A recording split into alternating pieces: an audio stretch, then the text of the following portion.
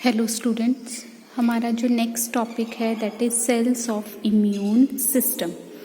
तो लिम्फोसाइट जो main cell है हमारे इम्यून सिस्टम में रोल प्ले करती है, या हम कहें इम्यून सेल जो है दैट इज लिम्फोसाइट कि किस, और ये फर्दर दो तरीके का होता है, B lymphocyte and T lymphocyte on the basis of the site of the maturation. जहाँ पर डिफ्रेंशिएशन हो रही है, जहाँ पर वो सेल डेवलप होगा, उसके बेसिस पर हमारे इम्यून सिस्टम के जो सेल हैं वो दो तरीके के हैं, बी सेल और T cell. B cell, B से बना है बोन मैरो, तो ये वो लिम्फोसाइट्स हैं जो बोन मैरो में डेवलप होते हैं। बोन मैरो कहाँ प्रेजेंट होती है? हमारी longest bone of the body, thigh bone में प्रेजेंट होती है।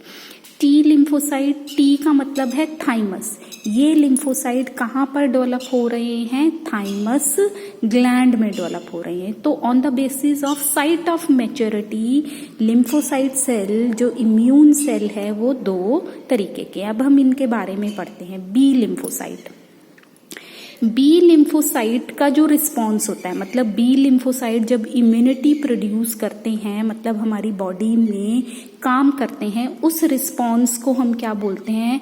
ह्यूमोरल इम्यून रिस्पॉन्स, या दूसरा नाम क्या है? एंटीबॉडी मेडिएटेड इम्यून सिस्टम की ह्यूमोरल रिस्पॉन्स। ह्यूमोरल का मतलब होता है ये डायरेक्ट ब्लड में घूम रहे हैं ये सेल्स।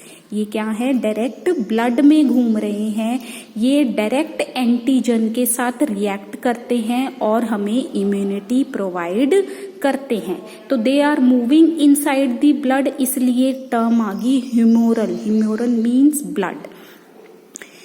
किसकी हेल्प से इम्यूनिटी प्रोवाइड कर रहे हैं? एंटीबॉडी की हेल्प से। तो यहाँ पर इस रिस्पॉन्स में याद रखने वाली चीज क्या है? एंटीबॉडीज प्रोड्यूस करते हैं। बी सेल क्या प्रोड्यूस करेंगे? एंटीबॉडीज प्रोड्यूस करेंगे जो डायरेक्ट किसके साथ अटैच हो जाते हैं? एंटीजन के साथ, ताकि वो एंटीजन को किल कर सकें और हमारी बॉडी को बचा सके। तो अब एंटीबॉडीज क्या होती हैं? एंटीबॉडीज क्या हैं? प्रोटीनेशियस कंपाउंड है, प्रोटीन से बनी हुई हैं जो हमारे ब्लड में घूम रही हैं to fight with the pathogen और एन एंटीजन। एंटीजन वर्ड क्यों बोलते हैं हम? क्योंकि antigens are the substances which produce या trigger the synthesis of antibody. जो एंटीबॉडी की सिंथेसिस को ट्रिगर करते हैं उसे हम क्या बोलते हैं? एंटीजन या पैथोजन। तो पहले हम एंटीबॉडी का स्ट्रक्चर देखते हैं। एंटीबॉडी दो चेन से बना होता है, ये प्रोटीनेशियस है। प्रोटीन किससे बनी होती है? Amino acid. जब बहुत सारे अमाइनो एसिड आपस में जुड़ते हैं तो क्या बनता है? प्रोटीन बनते हैं। तो कितनी चेन है प्रोटीन्स की? 4 चेन हैं। 2 हैवी, ये जो डार्क कलर दिखा रखा है मैंने, ये हैवी चेन्स हैं, और इसके साइड में क्या है? लाइट चेन है। लाइट चेन का मतलब है यहाँ पर नंबर ऑफ अमाइनो एसिड्स क्या होंगे? कम होंगे, और जबकि यहाँ पर नंबर ऑफ अमाइनो एसिड क्या है? ज्यादा है, इसलिए ये क्या हो गया? Heavy chain.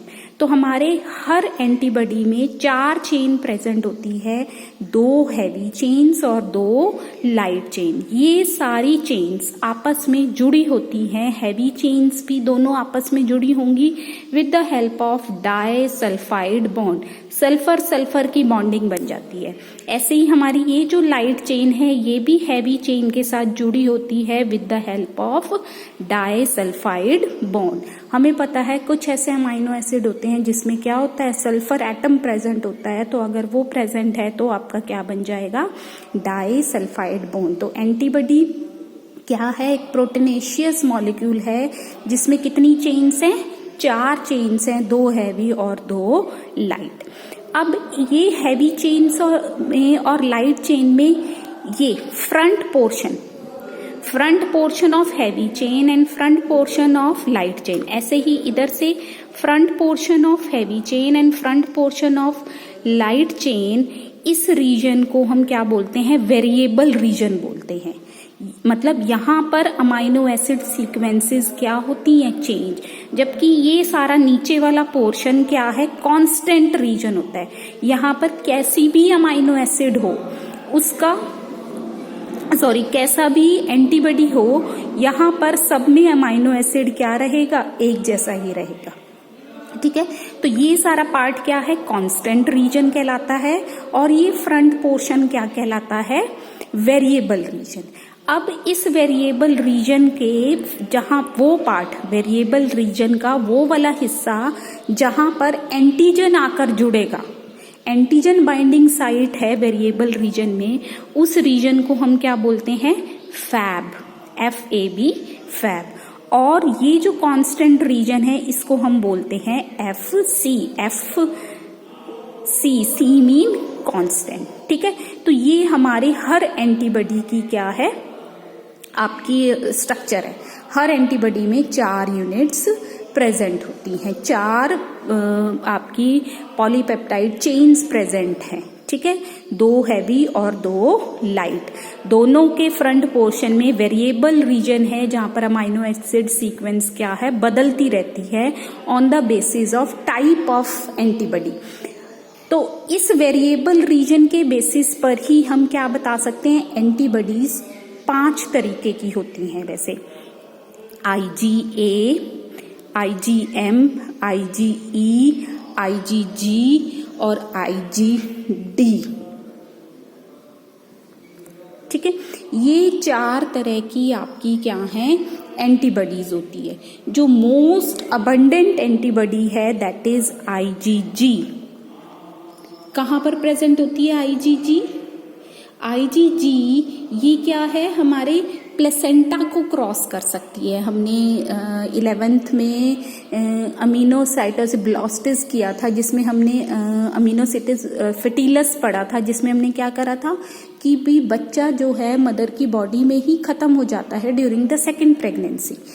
क्यों हो पाया? क्योंकि उसमें मदर की बॉडी में क्या बन रही थी, IgG एंटीबॉडीज बन रही थी, और सिर्फ यही एक ऐसी एंटीबॉडी है जो हमारे प्लेसेंटा को क्रॉस कर सकती है। बाकी और कोई भी एंटीबॉडी हमारे प्लेसेंटा को क्रॉस नहीं कर सकती। ये बहुत बड़ा रोल है। IgG is most abundant antibody and can cross the placenta. ठीक है, फिर उसके बाद जो नंबर है हमारा IgA का है। IgA कहाँ पर प्रेजेंट होता है, हमारी म्यूकस सिक्रीशन में, हमारे क्लोस्ट्रम, जो फर्स्ट मिल्क प्रोड्यूस होता है मदर में after the delivery of the baby, जो उस मदर मिल्क में जो एंटीबॉडी प्रेजेंट होती है IgA होती है, और उसे हम क्या बोलते हैं, क्लोस्ट्रम बोलते हैं।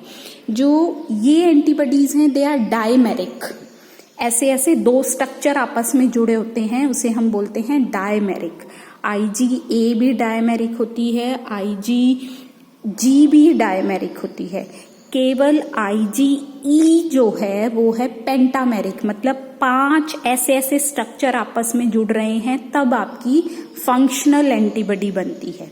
पेंटामेरिक है ये, और ये कब काम करती है, जब ड्यूरिंग एलर्जिक रिएक्शंस, जैसे जब हमें किसी चीज से एलर्जी, जैसे पोलन रिएक्शन हमने करी थी, तो वहां पर हमारी बॉडी में कौन सी एंटीबॉडीज का नंबर बढ़ जाएगा, IgE का बढ़ जाएगा। ये पेंटामेरिक है, ये सारी क्या है आपकी डायमेरिक है। मोस्ट अबंडेंट जो एंटीबॉडी है दैट इज IgG, और जबकि IgE और जो IgD है इनका नंबर सबसे कम होता है, सबसे कम होता है। ठीक है, तो ये था हमारा एंटीबॉडी। ह्यूमोरल रिस्पॉन्स कौन प्रोड्यूस कर रहा है, बी लिम्फोसाइट। बी लिम्फोसाइट क्या प्रोड्यूस कर रहे हैं, एंटीबॉडीज। दूसरा जो रिस्पॉन्स होता है हमारा सेल मेडिएटेड इम्यून रिस्पॉन्स, जो कौन प्रोड्यूस करेगा, टी लिम्फोसाइट प्रोड्यूस करेगा। कौन प्रोड्यूस करेगा, टी लिम्फोसाइट। तो this immunity is provided by the T cell. On contact with antigen, T lymphocyte produce by the division of lymphoblast. तो जैसे ही एंटीजन टी सेल के कांटेक्ट में आएगा, ये क्या है, ये एंटीबॉडीज नहीं प्रोड्यूस करेगा, ये और तरह के सेल्स प्रोड्यूस कर देगा, या हम कहें कि ये क्या करेगा, ये ब्लड में मूव करेगा और साइटोटॉक्सिक एक्टिविटी प्रोड्यूस करेगा, मतलब कहने का मतलब है ये एनगल्फ कर लेगा एंटीजन को। ये क्या प्रोड्यूस कर रहा था, ये एंटीबॉडीज प्रोड्यूस करके इम्यून सिस्टम प्रोड्यूस कर रहा था। जैसे मैं कहूँ कि ये मेरा बी लिम्फोसाइट है, एंटीजन आया तो इसने क्या करा, बाहर क्या निकाल दी, एंटीबॉडीज। जबकि यहां पर क्या होगा बच्चे, एंटीजन एंटर करा, ये एंटीजन अंदर चला जाएगा और या ये कुछ ऐसे केमिकल्स रिलीज करेगा जो ये केमिकल्स या एनगल्फिंग ऑफ एंटीजन हो जाएगा। इसको हम साइटोटॉक्सिक एक्टिविटी बोलते हैं, जिसकी वजह से आपका पैथोजन क्या हो जाएगा, किल हो जाएगा। तो यहाँ पर एंटीबॉडी की वजह से इम्यूनिटी नहीं प्रोड्यूस हो रही, यहाँ पर किसकी वजह से प्रोड्यूस हो रही है, साइटोटॉक्सिक एक्टिविटी की। मतलब कुछ केमिकल सिंथेसाइज हो जाते हैं जो क्या करेगा, ये एंटीजन को किल कर देगा। तो टी सेल इसके अलावा कई तरीके के सेल्स और प्रोड्यूस करता है, T helper cell, T suppressor cell, T memory cells. तो ये सारे, एक तो साइटोटॉक्सिक किल करने वाला सेल प्रोड्यूस हुआ, इसके अलावा 3 तरीके के और सेल प्रोड्यूस हो जाते हैं T cell when any pathogen encounter the T cell. T cell जैसे ही एंटीजन के एनकाउंटर में आया, सबसे पहला जो सेल प्रोड्यूस होएगा वो तो क्या करेगा, उसको किल करने की कोशिश करेगा, साइटोटॉक्सिक एक्टिविटी। इसके अलावा वो डिवीजन कर 3 और तरीके के सेल्स प्रोड्यूस कर देगा, T helper cell, T suppressor cell, T memory cell. इन्हीं सेल्स की वजह से हमने कल पढ़ा था कि सेकेंडरी रिस्पॉन्स क्या होता है, हमारा फास्ट होता है, क्योंकि पहले एंटीजन के एनकाउंटर में कुछ ऐसे सेल्स प्रोड्यूस हो जाते हैं जो स्टोर रहते हैं हमारी बॉडी में, और जो बाद में अगर वही पैथोजन आया तो वो जल्दी से काम कर पाएंगे। हमारे पास मेमोरी रह गई कि हाँ, ऐसा पैथोजन पहले हमारी बॉडी में आया है। ठीक है, तो यहाँ पर एंटीबॉडी की वजह से नहीं इम्यूनिटी हो रही, यहाँ पर किसकी वजह से हो रही है, साइटोटॉक्सिक की वजह से, जिसमें क्या है, अलग अलग सेल्स क्या है, फैगोसाइटोटिक एक्टिविटी प्रोड्यूस करेंगे। ठीक है, तो अब हम बी सेल और टी सेल में डिफरेंस देखते हैं। It form humoral immune response, it form cell mediated immune response. It is differentiated in lymphoid tissue, जिसे हम बोन मैरो बोलेंगे। It is differentiated in thymus gland. It produce antibodies to kill pathogen, यहाँ पर antibodies produce नहीं होती, ये बहुत important चीज है। It does not move the site of the infection. मान लो कोई इन्फेक्शन आपके नेजल एरिया से एंटर कर रहा है, तो एंटीबॉडीज वहां नहीं जाएंगी, एंटीबॉडीज तो कहाँ प्रोड्यूस हो रही हैं, ब्लड में। तो जब वो पैथोजन नेजल एरिया से पहुंचता हुआ आपके ब्लड में पहुंचेगा, तभी एंटीबॉडी काम कर पाएगी। तो एंटीबॉडीज अपनी जगह को छोड़कर नहीं जाएंगी, साइट ऑफ इन्फेक्शन तक नहीं पहुंचेंगी।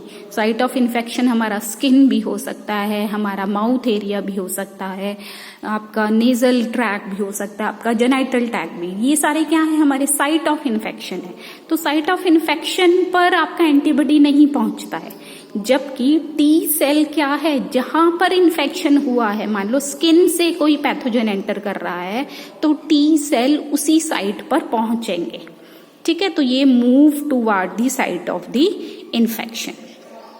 It does not react against the transplant and the cancer cell. Transplant क्या होता है, जब हम किसी और का ऑर्गन किसी और पर्सन में डालते हैं, उसे हम क्या बोलते हैं, ट्रांसप्लांट। जैसे हार्ट ट्रांसप्लांट की बात करें हम, या किडनी ट्रांसप्लांट की बात करें, तो वहां पर बी सेल्स का कोई रोल नहीं होता। वहां पर कौन से सेल्स काम कर रहे हैं, टी सेल्स काम कर रहे हैं।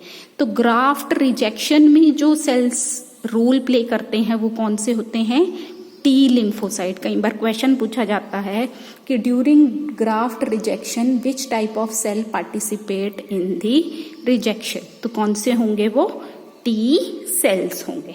ठीक है, कल हमने एक इंटरफेरॉन टर्म पढ़ी थी जो वायरल इन्फेक्शन की वजह से सेल अपने अंदर प्रोड्यूस कर रहे थे प्रोटीन्स, ताकि नियर बाय सेल्स को बचाया जा सके। उन प्रोटीन्स को हम क्या बोल रहे थे, इंटरफेरॉन। जबकि एंटीबॉडीज भी क्या है, प्रोटीन्स ही हैं, लेकिन उनको कौन बनाता है, बी लिम्फोसाइट। और ये जरूरी नहीं है वायरस से, वो कोई भी पैथोजन हो सकता है, वायरल हो सकता है, आपका बैक्टीरियल हो सकता है, किसी भी तरह के पैथोजन के अगेंस्ट अगर बी लिम्फोसाइट प्रोटीन्स बना रहा है तो वो प्रोटीन्स क्या कहलाए जाएंगे, एंटीबॉडीज।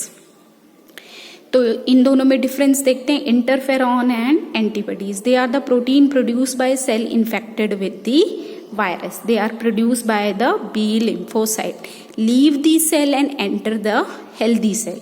मतलब ये क्या है, जिस सेल ने बनाया वो तो डैमेज हो चुका है वायरस से, लेकिन आसपास के सेल्स में वो एंटर कर जाता है ताकि आसपास के सेल्स में वायरल की इन्फेक्शन ना हो।